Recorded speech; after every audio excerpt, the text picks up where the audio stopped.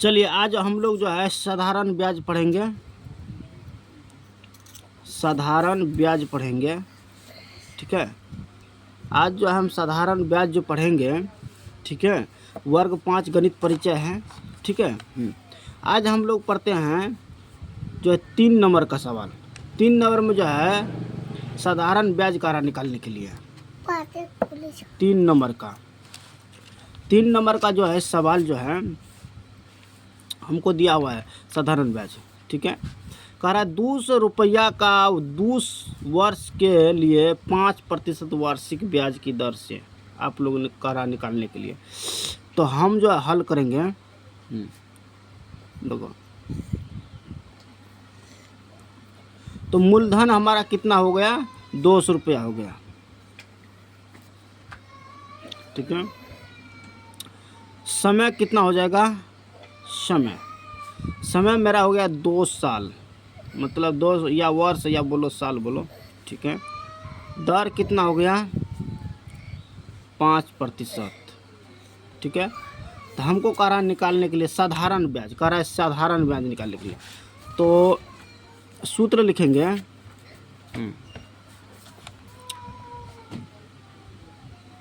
साधारण ब्याज बराबर सूत्र जो होता है, साधारण ब्याज बराबर सूत्र होता है मूलधन गुना समय गुना दर बट्टा 100। ये सूत्र हुआ, ठीक है। प्रतिशत का मतलब 100, तो 100 हम दे दिए हैं, ठीक है। अब मूलधन हमको कितना दिया गया है, मूलधन है 200 रुपया, ठीक है। मूलधन 200 रुपया है तो हम 200 रुपया दे दिए इसके जगह पे। फिर ये गुना है तो गुना दे दिया है। समय जो है 2 साल है तो 2 साल दे दिए। गुना है तो गुना दे दिए। दर कितना है 5%, तो 5 दे दिए। बट्टा में 100 है तो हम 100 दे दिए, ठीक है। 2 जीरो काट दो इसका, 2 जीरो इसका काट दो, ठीक है। अब क्या सिर्फ बच जाएगा, 2 बचेगा, 2 बचेगा और 5 बचेगा। तो 2 दूना 4, 4 5 20। इसका ये आंसर हो गया, ठीक है। चलिए अब हम लोग सवाल पढ़ते हैं ये वाला। 800 रुपया का 3 वर्ष के लिए 7% वार्षिक ब्याज की दर से, कह रहा है साधारण ब्याज के। तो ये वह ख नंबर का सवाल हो गया।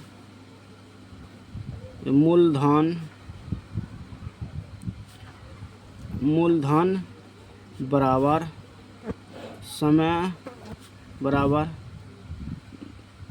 दर बराबर। तो मूलधन कितना दिया गया है देख लेते कितना दिया है। 800 रुपया 3 वर्ष दिया है, 800 और 3 वर्ष। दर दिया है 7%। चलो ठीक है। तो सूत्र लिखेंगे साधारण ब्याज का निकालने के लिए। साधारण ब्याज, तो साधारण ब्याज बराबर सूत्र जो होता है मूलधन गुना समय गुना दर, ठीक है, बट्टा 100। मूलधन कितना दिया गया है, मूलधन जो है 800 दिया गया है, गुना समय कितना दिया 3 साल और 7 बट्टा 100। काट दो इसको काट दो। 2 गुजरे इसका काट दिया, 2 गुजरे इसका काट दिया। अब सिर्फ बच गया 8 बचा है तो 8 दे देंगे गुना, 3 बचा है तो 3 दे देंगे, 7 बचा है तो 7 दे देंगे। सबको 8 दिया 24, और 24 को 7 से गुना करेंगे। 24 को 7 से गुना करेंगे। तो एक बार देख लेते कैसे गुना करेंगे। 24 से 7 को 7 चौका 28 के 8 हाथ में 2, 7 दूना 14, 14 15 16, 168 रुपया हो गया आंसर। चलिए ठीक है। चलिए अब जो है हम लोग जो पढ़ेंगे 3 का ग नंबर सवाल पढ़ेंगे। 3 का ग नंबर, ठीक है। 1000 रुपया दिया है, ठीक है, 2 साल के लिए और 12% वार्षिक ब्याज की दर से दिया गया है। ठीक है। अब जो है अब जो है इसमें मूलधन जो है 1000 रुपया है।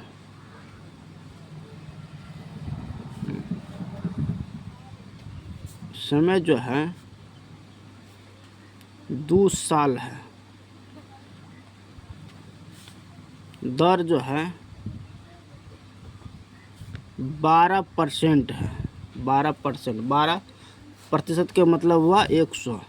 ठीक है, प्रतिशत के मतलब, ठीक है, उससे हम जो है सैकड़ा के हिसाब से हम जोड़ते हैं।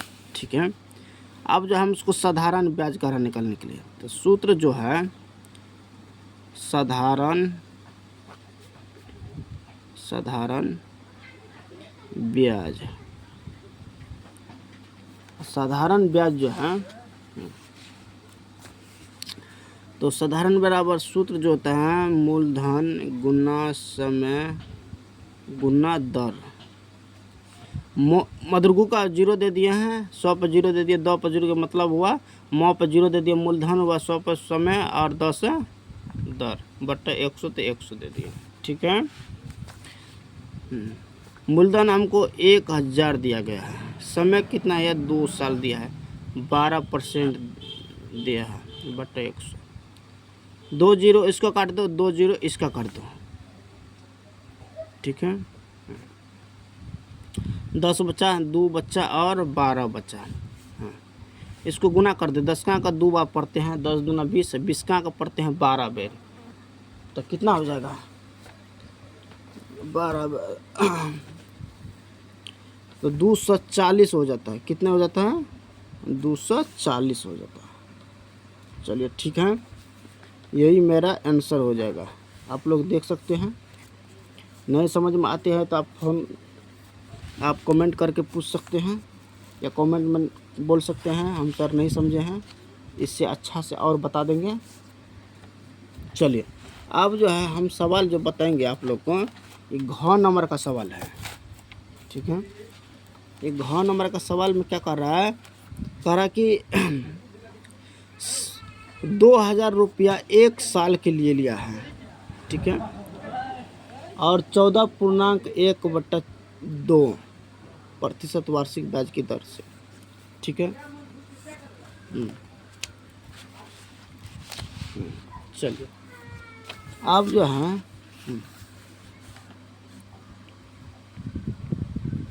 घ नंबर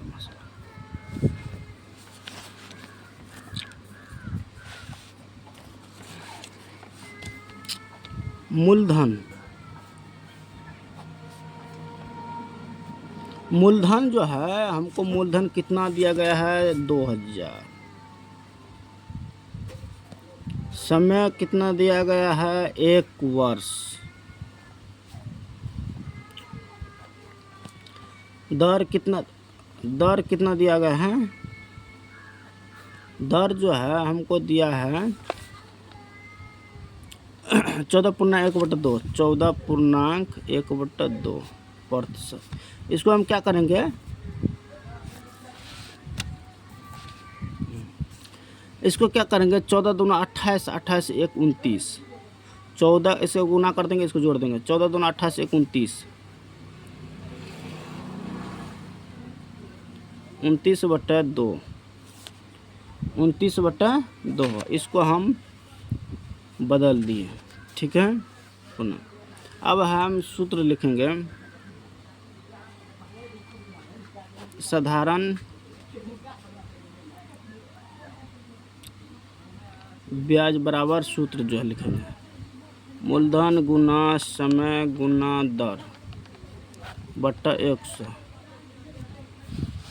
ठीक है, मूलधन कितना है 2000, समय कितना है 1 साल, और ये जो है दिया गया है 29/2 बट्टा 100। अब जब बट्टा में नहीं कुछ है तो 1 भी दे सकता है, बट्टा में नहीं कुछ है तो 1 भी दे सकता है। ठीक है, ये 0 कट जाएगा। ठीक है, और ये 2 बचा है, ये 2 इसमें से ऊपर नीचा है, ऊपर नीचा कट जाएगा, इससे ऐसे कट सकता है, ऊपर नीचा कट सकता, इसका कट गया 10 हुआ, 2 पंचा 10 कट गया। अब सिर्फ बचा है जो है 10 बचा और 29, ठीक है, 10 और 29 इसे से गुना कर दो, ये 290 हो जाएगा। क्या समझ गए? चलिए ठीक है।